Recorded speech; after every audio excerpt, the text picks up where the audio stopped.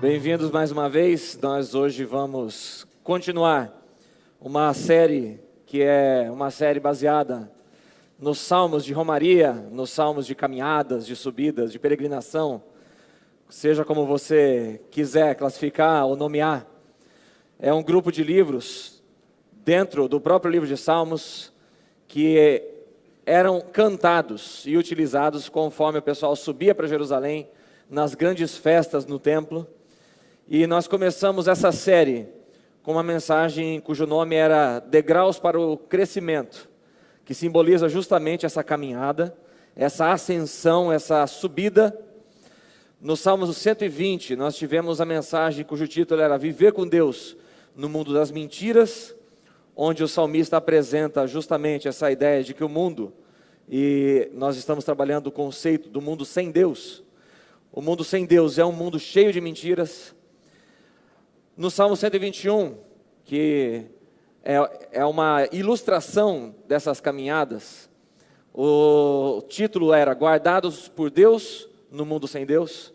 Realmente, quando nós olhamos para um mundo que virou as costas para Deus, nós precisamos ser guardados por Ele.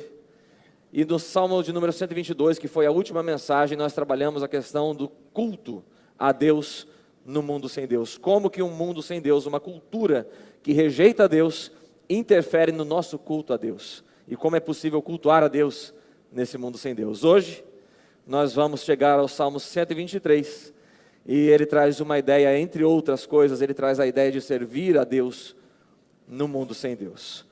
Quando nós falamos de um mundo sem Deus, é óbvio que não é uma informação literal. Nós estamos trabalhando isso de uma maneira simbólica, porque Deus é onipresente, Ele está nesse mundo. Independente se as pessoas estão interessadas em Deus ou não. Deus está nesse mundo e age em todos os aspectos, mas as pessoas querem viver uma vida hoje ignorando o seu Criador. Querem viver uma vida de autonomia em relação a Deus, querem viver uma vida conforme seus próprios interesses, suas próprias vontades, sem considerar não apenas a existência desse Deus, mas a sua soberania. A forma como Deus se revela, interfere, Ele se relaciona com a sua criação. Este é o retrato da nossa cultura, esse é o retrato do nosso mundo, e é por isso que nós estamos mencionando assim, viver com Deus no mundo sem Deus, né? Como viver no mundo sem Deus. E hoje nós vamos trabalhar uma perspectiva no Salmo 123, que tem a ver com servir. E como servir a Deus no mundo sem Deus? No mundo que acha que não é importante servir. Um mundo que muitas vezes vai rejeitar a ideia de servir ao próximo, a não ser que haja um ganho, a não ser que haja um interesse, um lucro para a gente, né? Então nós vamos trabalhar esse salmo nessa perspectiva, partindo de uma situação atual, que é a indiferença. Será que nós vivemos em um mundo indiferente? As pessoas do nosso mundo, elas são indiferentes? Talvez não haja muitas dúvidas em relação a isso, não é? A grande questão que fica para nós talvez seja, nós também estamos sendo indiferentes? Essa indiferença, ela também está afetando o nosso coração? Então eu quero que você abra a sua Bíblia e acompanhe a leitura. Salmo de número 123. São apenas 4 versículos. E a palavra de Deus diz assim, eu vou estar lendo na NVI, Nova Versão Internacional. Vamos ler. Para ti levanto os meus olhos a ti, que ocupas o teu trono nos céus. Assim como os olhos dos servos estão atentos à mão do seu Senhor, e como os olhos das servas estão atentos à mão da sua senhora, também os nossos olhos estão atentos ao Senhor, ao nosso Deus, esperando que Ele tenha misericórdia de nós. Misericórdia, Senhor, tem misericórdia de nós. Já estamos cansados de tanto desprezo, estamos cansados de tanta zombaria dos orgulhosos e do desprezo dos arrogantes. Senhor Deus, nós te agradecemos pela Tua palavra e pela forma como ela é tão acessível para nós. E que essa noite essa palavra venha encontrar morada no nosso coração, que nós estejamos concentrados, ó Deus, em receber de Ti, e somente de Ti, ó Deus, a edificação e a transformação constantes na Sua palavra, que o Teu Espírito, ó Pai, venha a nos influenciar, nos afetar e transformar nessa noite através dessa mensagem que nós Te pedimos, em nome do Senhor Jesus. Amém. Uma característica muito interessante desses salmos de caminhada, nesses salmos de ascensão, é que eles partem de uma experiência individual que se torna uma expressão de uma experiência coletiva. Nós temos aqui uma experiência muito individual do salmista. O salmista expressa aqui uma condição que ele vê no mundo e uma condição que ele mesmo se vê diante de Deus, e isso se torna a oração de um povo e a expressão de fé de um povo. É muito interessante quando você observa que muitas vezes você não consegue orar ou não consegue expressar a sua fé, e às vezes outra pessoa vai fazer isso, direcionada por Deus, por você também. Vai usar as palavras que você gostaria, vai usar as palavras que representam a sua realidade. E isso é o que acontece muitas vezes em todos os salmos, mas esse em especial é muito marcante, porque esse salmo ele tem a ver com um contexto histórico, e os estudiosos geralmente apontam para um contexto de exílio, de quando o povo de Israel, após perder o templo em uma conquista militar, uma invasão babilônica, ele se vê no exílio. E então a nacionalidade dele, a identidade dele, se torna um motivo de desprezo para as outras pessoas. Eles são o remanescente, o restante de um povo conquistado, de uma nação derrubada, de uma nação em ruínas. E talvez nessa experiência, o salmista coloca essa condição: nós estamos sendo desprezados. E hoje eu vou fazer uma dinâmica um pouco diferente na hora de apresentar o salmo para os irmãos, porque eu vou partir do problema. E o problema, ele é elencado nos versículos 3 e 4, e nós vamos concluir depois com os versículos 1 e 2. Nós vamos fazer uma dinâmica um pouco inversa. Eu imagino que você vai conseguir acompanhar e entender até o final da mensagem, né? Mas nós vamos partir desse início, que apresenta o retrato de uma sociedade sem Deus, uma sociedade indiferente à vida do próximo, indiferente às necessidades do próximo, indiferente aos sofrimentos do próximo. Então é uma sociedade que, quando olha para um outro sofrendo, quando olha para um outro necessitado, ao invés de desenvolver qualquer tipo de sensibilidade, desenvolve a chacota, desenvolve o desprezo, desenvolve a indiferença. Uma das grandes marcas do nosso tempo é a indiferença.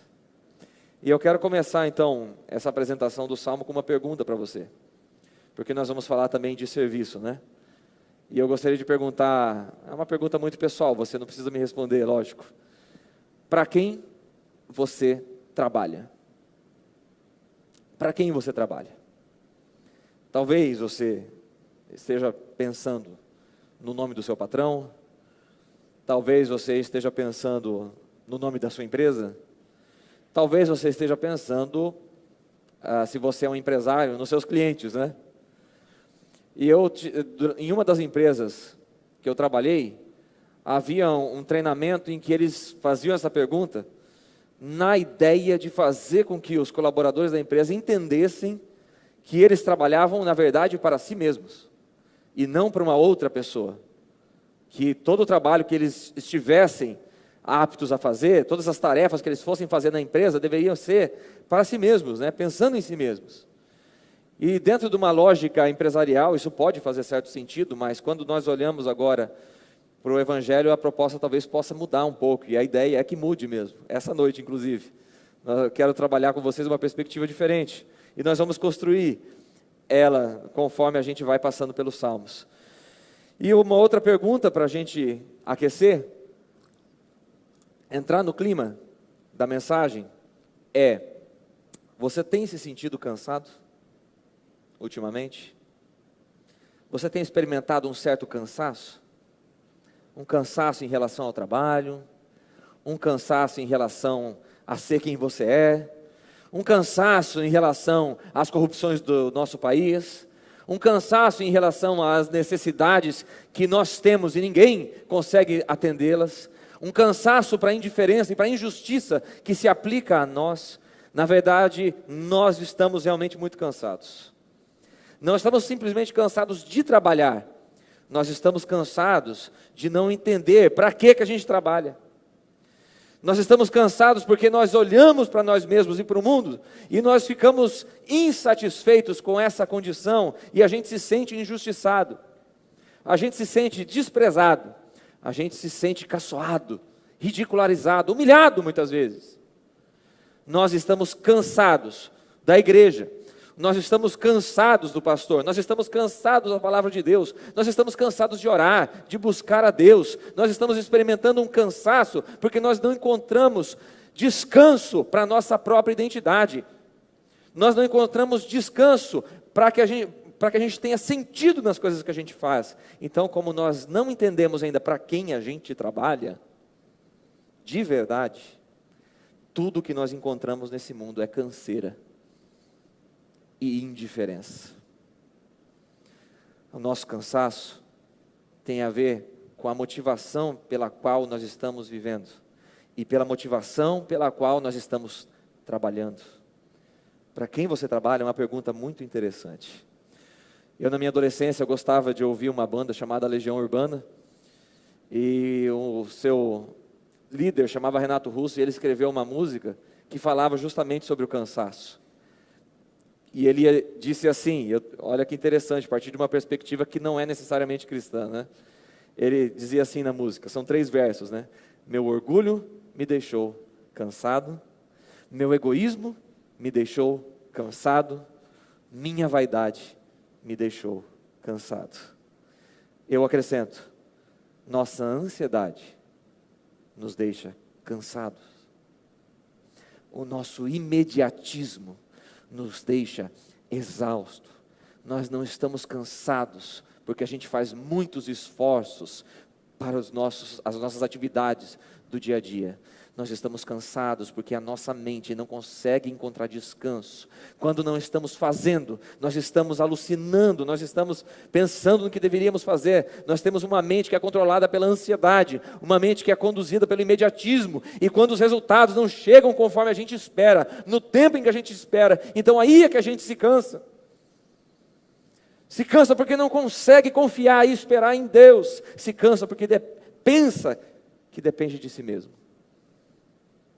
E então nós vamos passar por uma dinâmica do Salmo dos Olhos. Esse é conhecido como Salmo dos Olhos, porque ele começa já com um olhar, não é?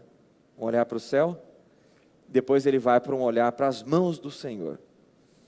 Olha só que interessante, nos versículos 3 e 4, que vai falar sobre o desprezo e sobre as calúnias, as injustiças, nós não vemos o olhar do salmista direcionado para Deus. Mas os olhos do salmista estão direcionados para as ações desse mundo, para as ações das mãos das pessoas desse mundo. Quando nós olhamos então para as nossas próprias mãos e para as mãos das outras pessoas, o que é que nós vamos encontrar? Que tipo de ações as nossas mãos fazem? Que tipo de ações as outras pessoas fazem também com as suas mãos? E nesse caso as mãos são símbolos para as ações. É interessante a gente observar porque o salmista ilustra uma relação entre servo e senhor. Assim como os servos olham atentamente para as mãos dos seus senhores e as servas olham para as mãos das suas senhoras, nós estamos também olhando para as suas mãos, Senhor. O servo olhava para as mãos do seu senhor porque a sua relação com ele não era uma relação de proximidade, de intimidade. Então, a maioria das tarefas, a maioria das ordens, elas eram simplesmente gestuais. Algo como assim, não é? Que seria, pare o que você está fazendo. Ou então, venha me atender em alguma coisa. Talvez isso significasse, né? Retire-se. E talvez um gesto assim, né? Eu não quero que você continue aqui, não quero que você continue o que você está fazendo. Os gestos apresentam uma relação que não é de intimidade. E quando nós olhamos então para as mãos das outras pessoas, nessa mesma perspectiva, o que é que nós vamos encontrar? E quando nós olhamos também para as nossas próprias mãos, o que é que nós vamos encontrar? Quando nós olhamos para as nossas próprias mãos, algumas situações acontecem. O primeiro aspecto que eu quero passar para vocês é que essa indiferença do mundo nos oprime. Quando nós não elevamos o nosso olhar, nós nos sentimos oprimidos, assim como esse salmista se sentiu. E ele diz no versículo 3, misericórdia, Senhor, tem misericórdia de nós, porque o desprezo nos oprime.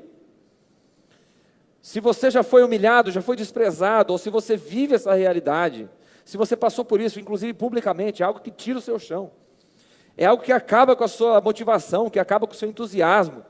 É muito complicado a gente passar por isso, por esse desprezo, por essa humilhação, por situações de humilhação. Mas eu quero te convidar a pensar e a se lembrar de algo que foi escrito há muitos anos atrás, 700 anos antes de Cristo, talvez. O profeta Isaías, ilustrando a própria vida de Cristo, ele começa a dizer, Isaías 53, versículo 6, que ele era o mais desprezado entre os homens. Nós já fomos desprezados, sim. Nós já fomos humilhados. Mas muitas vezes o nosso desprezo foi merecido. Nós temos pensamentos, nós já tomamos atitudes dignas de desprezo. Nós tomamos atitudes e cometemos ações que não são dignas do menor elogio. Nossos pensamentos também são indignos muitas vezes. E ainda assim, nós nos sentimos injustiçados quando o desprezo chega até nós. Mas quando nós olhamos para Cristo, nós percebemos que aquele que era perfeito, aquele que não tinha intenções impróprias, aquele que só sabia expressar o amor ao próximo, aquele que veio ao mundo para amar e expressar o seu amor e salvação, sofreu a indiferença, sofreu o ódio, o desprezo, a calúnia, sem ser culpado de nada. Nós somos culpados, nós temos sim, muitas atitudes e muitos pensamentos que são ofensivos ao outro e são desrespeitosos para com Deus, mas o próprio Cristo sofreu desprezo e ainda assim, lá na cruz, na sua situação de sacrifício, ofereceu uma oração a Deus: Pai, perdoa aqueles que estão me agredindo, eles não sabem o que fazem. Será que nós, quando afrontados, quando injustiçados, temos a condição de olhar para Deus e dizer: Pai, perdoa, eles também não sabem o que fazem? Somos muitas vezes dignos de repulsa, enquanto estivermos olhando para as nossas mãos, e enquanto estivermos olhando para as mãos dos outros. O mais desprezado entre os homens é o nosso Senhor e nosso Salvador. Um outro aspecto é que a presente ordem desse mundo começa a nos afligir e provocar inclusive o cansaço, né? Mas a presente ordem desse mundo, isso eu estou tirando lá de Efésios capítulo 2, versículo 1, você não precisa abrir, só acompanhe comigo, por favor. O versículo diz assim: vocês estavam mortos em suas transgressões e pecados, nos quais costumavam viver, quando seguiam a presente ordem desse mundo e o príncipe do poder do ar, o espírito que agora está atuando nos que vivem na desobediência. Anteriormente, nós também vivíamos entre eles, satisfazendo as vontades da nossa carne, seguindo os seus desejos e pensamentos. Como os outros, éramos por natureza merecedores da ira. O argumento que eu quero trabalhar com vocês esta noite é: muitas vezes quando nós nos cansamos, quando nós sofremos tanta injustiça, tanta indiferença, tanta opressão, a gente fica tão cansado disso, que a gente começa a reproduzir isso. Então, se eu tenho uma certa opressão na minha casa, eu começo a ser opressivo também no meu trabalho. Eu reproduzo. Quando eu começo a sofrer indiferença no meu ambiente familiar, de repente eu começo a ser indiferente também com as pessoas que trabalham comigo, até mesmo com as pessoas da igreja que eu frequento. Eu começo a reproduzir, eu começo a ser afetado, eu começo a sucumbir diante da proposta desse mundo sem Deus. E tudo que eu consigo fazer é trabalhar somente para mim, só para mim mesmo. Será que nós temos sido afetados? Até que ponto a indiferença que sofremos, ela não se torna um comportamento nosso? Se eu sofri, então os outros vão sofrer também. Se eu estou sendo injustiçado, por que é que eu tenho que ser justo com os outros? Talvez a gente pense assim. Se eu estou sofrendo com a indiferença, por que é que eu não posso então ser indiferente com os outros? Talvez a nossa consciência comece a ficar amoldada dessa forma, e a gente não consegue mais desenvolver a habilidade de amar, a habilidade de se importar, de vencer a indiferença, de aplacar o ódio que está sendo cultivado no nosso coração. Será que não estamos sendo afetados pela presente ordem desse mundo? Qual que é a presente ordem desse mundo? É uma forma de pensar, é uma forma de ver o mundo, é uma forma de ver as pessoas, e é uma forma também de ver a Deus. Tudo que esse mundo vê hoje é uma realidade onde Deus não está agindo. Essa é a presente ordem desse mundo. Nós não precisamos de Deus. Deus é um delírio, Deus é uma ilusão, Ele não existe, então nós estamos aqui por nós mesmos. E às vezes nós agimos, apesar de dizer que cremos em Deus, nós começamos a agir conforme essa proposta. E isso se chama, dentro da igreja, religiosidade. Isso é uma condição de quem está morto. Isso é uma condição de quem não foi ainda reavivado por Deus. Cristo foi alvo dos valores desse mundo. João 7,7 vai dizer assim: o mundo não pode odiá-los. Isso é Jesus dizendo para os seus discípulos. O mundo não pode odiá-los, mas ele odeia a mim, porque dou testemunho do que o que ele faz é mal. E quando Cristo está dizendo isso para os seus discípulos, ele está falando do mundo. O mundo me odeia porque eu revelo para ele que ele é mau. Será que nós também já não odiamos a Deus? Ou será que nós sempre tivemos prazer e satisfação quando Deus, de alguma forma, em alguma situação, olhou para nós e disse: isso que você está fazendo é mal. Esse seu pensamento é maligno. Essa sua atitude, ela é perversa. Esse tipo de reação temperamental, explosiva ou passiva, não importa, ela me desagrada. Ela é um sinal da depravação da sua existência. Será que quando somos corrigidos por Deus, nós conseguimos responder a Ele com amor? Ou será que nós também não estamos sendo conduzidos por esse pensamento do mundo, que principalmente no nosso tempo, não aceita ser corrigido? Não aceita ser confrontado? Não aceita contradições? Não aceita posições opostas? Nós vivemos numa época de tanta polarização, de tanto ódio, de tantos discursos inflamados, mas não são inflamados por amor, são inflamados por indiferença. E é por isso que é tão difícil a gente perder essa consciência. E a gente sempre quer trabalhar para nós mesmos. Para ficar leve, porque o Evangelho, ele pesa nos ombros do Salvador, para que seja leve para nós. Nós precisamos confiar em algo, em outro aspecto. A misericórdia de Deus trabalha por nós. Deus trabalha por nós. Aquele mesmo texto em Efésios capítulo 2, a partir do 4º versículo, ele começa a dizer, né, ele coloca aquela condição, né? Nós estávamos mortos, nós éramos merecedores da ira, nós não sabíamos como agradar a Deus. Aí a partir do versículo 4 ele começa a dizer assim, né? Mas Deus, sendo rico em misericórdia, com o muito amor intenso, nos vivificou em Cristo Jesus.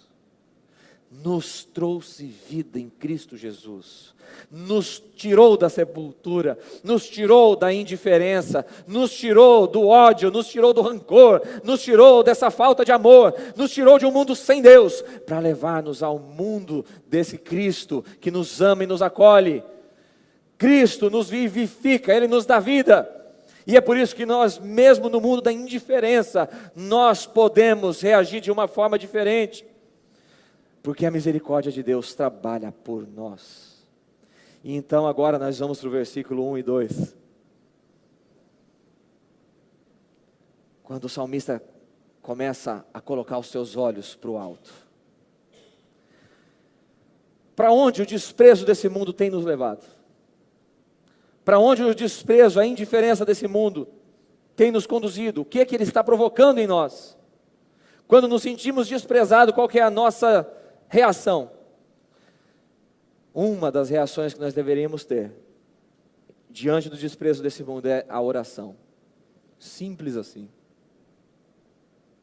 Quando nos sentimos desprezados, quando nos sentimos injustiçados, quando somos caluniados, qual deve ser a nossa reação? Que tal orarmos? Elevarmos os nossos olhos para Deus. Acontece que quando a gente fica concentrado no que as nossas mãos podem fazer, parece que a gente se sente na obrigação de se vingar, de fazer justiça própria acontecer, de dar uma resposta assim, digna do insulto que a gente recebeu. A gente quer colocar a nossa ira em ação, e a gente não quer nem pensar quanto mais orar. Nós precisamos talvez aplacar esse senso de justiça própria, e confiar que existe um trono nesse universo, que existe um rei sentado sobre ele, e que toda a justiça procede unicamente dele, e é somente ele que pode fazer justiça a nós. Se nós somos caluniados, vítimas de indiferença, nós precisamos confiar que o Deus justo é que vai executar justiça sobre a nossa causa. Precisamos voltar os nossos olhos para Ele, a nossa mente para Ele, porque antes de Deus levar uma pessoa até o céu, Ele leva primeiro o seu coração. Nós já experimentamos o céu quando nós conseguimos orar de verdade. Nós já podemos colocar o nosso coração e os nossos olhos no trono do Altíssimo, quando nós acreditamos que Ele ouve as nossas orações. Quando nós podemos ter uma oração sincera diante dEle. As indiferenças do mundo, as calúnias e o desprezo, eles são parte da nossa vida para que a gente não se esqueça quem é o justo juiz que intercede por nós. Até mesmo o próprio Cristo se sentiu desprezado. Na cruz, isso está lá em Marcos capítulo 15, versículo 34. Ele clama a Deus, recitando o primeiro versículo do Salmo de número 22. Deus meu, por que me desamparaste? O Pai não desamparou. Não, mas o sentimento de desprezo, o sentimento de desamparo, foi experimentado pelo próprio Cristo. A gente às vezes se sente importante demais, e a gente não quer passar pelas dores desse mundo, a gente não quer experimentar os sofrimentos e as dores, o desprezo, as calúnias. A gente acha que nós temos o direito, quando o próprio Deus, o único detentor do direito, também passa pela experiência do sentimento de desprezo. Mas ele era justo. Nós não somos. A nossa alma se cansa, porque não está descansada em Cristo. A nossa alma às vezes quer ocupar o lugar da cruz que o Cristo ocupou, quer carregar o fardo que Cristo levou. Mas o salmista diz: agora só nos resta olhar para as mãos desse Senhor. A presente ordem desse mundo deve nos conduzir, nesse último argumento que eu quero apresentar para os irmãos, a nossa verdadeira identidade. A presente ordem, toda essa situação de indiferença, de desprezo e de calúnia, ela deve despertar em nós, não a vingança, não a justiça própria, mas ela deve despertar a nossa verdadeira identidade. Sabe qual que é essa identidade? João capítulo 17, compensa você ler o capítulo inteiro depois, mas ele vai trazer a seguinte mensagem: nós estamos nesse mundo, mas não pertencemos a ele. Vivemos aqui, peregrinamos aqui, caminhamos aqui, a nossa caminhada é aqui, mas nós não pertencemos a este mundo. Nós não somos dele, não podemos ser dominados por ele. E é nessa perspectiva que devemos olhar para as mãos de Deus. Se olhamos como servos para as mãos de Deus, é porque reconhecemos que pertencemos a ele. E então nós esperamos o quê? Misericórdia. É assim que o salmista se expressa. Misericórdia. Nós estamos olhando para as suas mãos, talvez naquela perspectiva, naquela expectativa, daquele gesto, né? Venha, venha que eu vou te acolher, venha que eu vou te receber, venha que eu te quero. Essa é a expectativa do salmista quando ele olha para as mãos de Deus. Agora, para nós, hoje, que temos uma revelação mais completa, uma revelação que foi construída inclusive através desse salmo, nós não precisamos ter mais nenhuma expectativa. Quando nós olhamos para as mãos de Deus esperando que Ele faça algo por nós, nós estamos esquecendo de tudo que Ele já fez. E sabe o que Ele fez por nós? Tudo. Ele se entregou por nós, Ele se esvaziou por nós, Ele se humilhou por nós, Ele morreu por nós. Eu quero te convidar, pensando nisso, a se lembrar da história de uma mulher.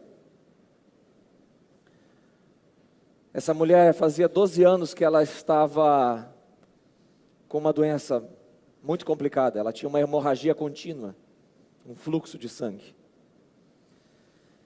E ela olhou para suas próprias mãos, para os seus próprios recursos, e ela gastou tudo o que tinha para procurar a cura, mas não foi suficiente.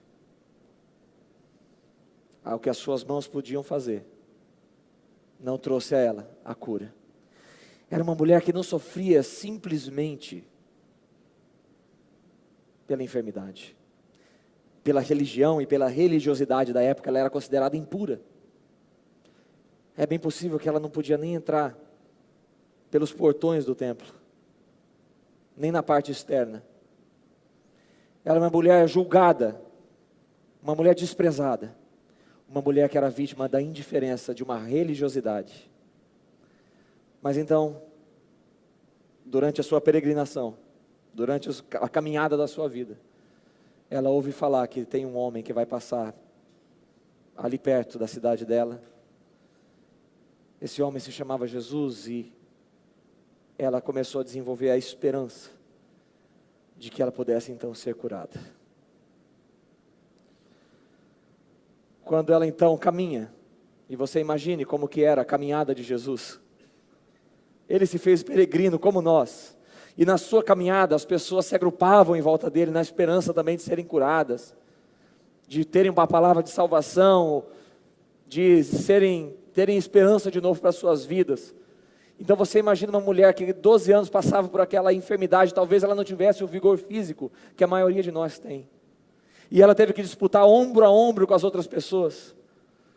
Talvez sendo empurrada, pisoteada, talvez tenha caído várias vezes, mas ela sempre se levantava e olhava naquela direção, na direção do Cristo, olhando talvez para as mãos, mas ela colocou uma meta muito mais modesta: se eu tocar na borda, numa pontinha da roupa dele, talvez a minha vida já se transforme. E a peregrinação vai sofrendo as indiferenças daquelas pessoas, sofrendo desprezo. Talvez ela sofreu ali algumas calúnias também, mas ela perseguia um único objetivo, uma única meta: se aproximar de Cristo. E quando ela finalmente toca, um simples toque, Jesus para. E ele diz: alguém me tocou. E aí os próprios discípulos começam talvez a ter uma mentalidade do mundo ali, não é? E eles dizem: mas Jesus, é claro que alguém te tocou, eu estou te tocando agora. Todo mundo está encostando em você, tem uma multidão aqui, você não percebeu? E Jesus fala: não, alguma coisa aconteceu. Saiu alguma virtude de mim. E então, quando aquela mulher se identifica, quando aquela mulher expressa o que aconteceu, acontece uma grande transformação. Ela já está curada, ela já está sarada. Mas quando Jesus se dirige a ela, ele estende as suas mãos e diz: filha. O maior milagre que você pode encontrar na sua vida não é uma cura para a sua enfermidade. O maior milagre que você pode encontrar para a sua vida não é você ver um morto ressuscitar, um cego enxergar. O maior milagre que pode acontecer na sua vida é você ver as mãos do seu Senhor estendidas para você, para te acolher como filho. Mesmo apesar de sermos quem somos, Ele nos acolhe, nos abraça e expressa a sua graça. Filhos, filhos, filhos. É uma cura para a nossa existência. É uma cura contra toda indiferença. É uma cura contra toda injustiça que podemos sofrer, contra todas as calúnias que podemos receber. E é uma cura que faz com que a gente pare de trabalhar para nós mesmos, pare de olhar para as nossas próprias mãos e comece a buscar o serviço a Deus, e comece a buscar olhar para as mãos do Senhor, porque as mãos que nos acolhem como filhos são as mãos que têm o poder de nos transformar em filhos. Eu quero te convidar a fazer a leitura inversa. Se você aceitar, abra de novo a sua Bíblia. Eu quero ler ao contrário, do versículo 4 até o versículo 1. Você pode acompanhar na sua tradução.